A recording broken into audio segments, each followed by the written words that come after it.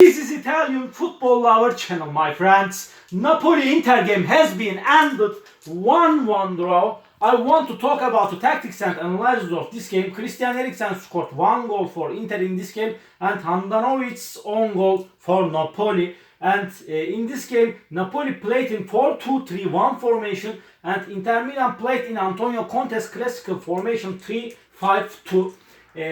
In Inter Milan, on the forward, Lukaku played close to Kubilay and Lukaku played close to other central defender Kostas Manolas.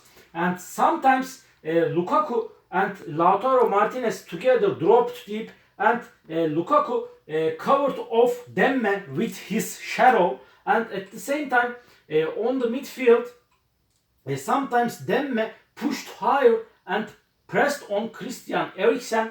At the same time this player Fabian Ruiz played 1-1 versus Eriksen on the midfield.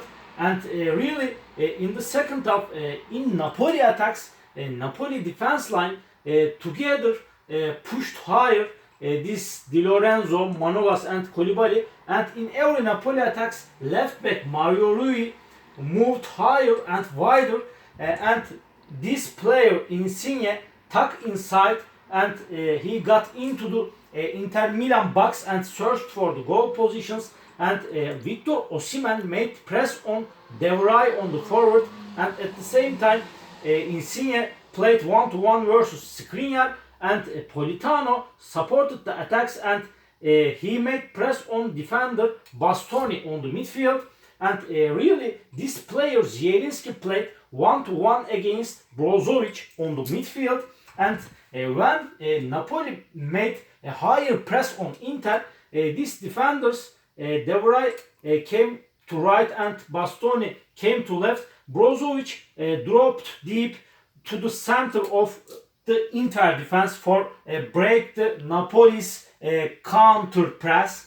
At the same time, really in the first half, the right wing back of Napoli was so weak defensively, and really when Lukaku dropped deep and received the ball in one position, and Lukaku carried the ball to the forward fastly, and Darmian pushed higher and wider and he tucked inside to Napoli box, and Di Lorenzo stayed in the box, and this player Politano remained on the forward, and this Darmian's shot hit the post, and it was so important goal position for Inter Milan. And another goal position again, this right back region was there was empty spaces on the right wing back of Napoli team, and Brozovic came here and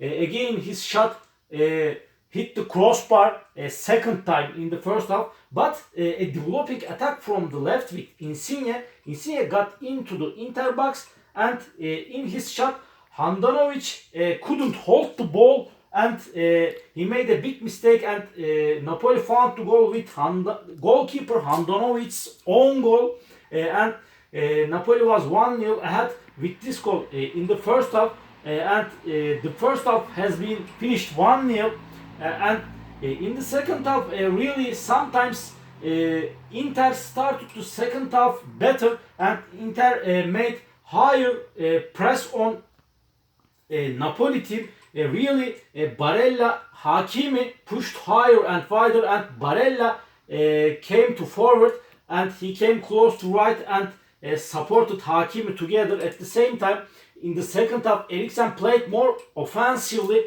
and he moved higher and pressed on Napoli defense, and really a developing attack from the right with Hakimi centered the ball, and at the back post Darmian came to back post and he received the ball. Darmian stayed free again on the right wing back of Napoli, and his pass Eriksen came to front of Napoli box, and Eriksen's shot scored the goal for Inter Milan, and the score was 1-1 with this goal.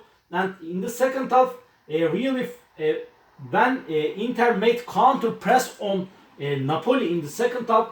Central defender Kubilay came to left wider and other defender Manolas came to right, and this Fabian Ruiz and Demme together dropped deep, and he tried to break the Inter Milan's counter press, especially in the second half. And really when in this game Lukaku when Lukaku came to midfield, when Lukaku came to right, every time Kubilay followed up Lukaku in this game, and Lukaku tried to open empty spaces for his teammates, and first substitution came from Antonio Conte and Darmian out on the left wing, and Perisic replaced of Darmian here like this, Perisic. And really other substitution came from Gennaro Gattuso. First substitution, Victor Osimhen out on the forward, and Dries Mertens replaced of him. And second substitution for Inter Milan on the forward, Lautaro Martinez out, and Alexis Sanchez played instead of Lautaro Martinez. Sanchez played on the left forward with Lukaku. And really other substitution for Napoli, Gennaro Gattuso, Zielinski out, and Elif Elmas replaced of Zielinski, and Elif Elmas played in the position of Zielinski, but really in defensive position in Napoli's formation turned into 4-4-2, and this Mertens and Elif Elmas together played on the forward in defensive position in Napoli. And in Napoli attacks, Inter Milan's formation turned into 5-3-2. Hakimi came to right back, and this Perisic came to left back, and they made the defense line 5 for Inter Milan. And really other last substitution for Inter on the midfield, and Eriksen out, and Gagliardini replaced of Eriksen. And this really Antonio Conte made midfield stronger. Gagliardini got into the pitch instead of Eriksen. And really in the second half, right wing was so strong Inter, and they developed dangerous attacks from the left wing back of Napoli in the second half. And sometimes this player Mario Rui remained on the forward, and there was empty spaces behind of Mario Rui in the second half especially. And last substitutions for Napoli on the midfield, Fabian Ruiz out, and Bakayoko replaced of him, this 5 number Bakayoko. And other substitution for Napoli in this game, Politano out, and Hisai replaced of him. After this substitution, Hisai played as a right back here, 23 number Hisai, and Di Lorenzo played front of the Hisai like this, 22 number Di Lorenzo. But the game has been ended 1-1 draw, and Inter got 1 point from this hard away game. All my analysis and all my comments like this about Napoli Inter Milan game. What do you think about this game tactically? You can write your suggestions and comments under my video, and please open up your notification rings, notification bells.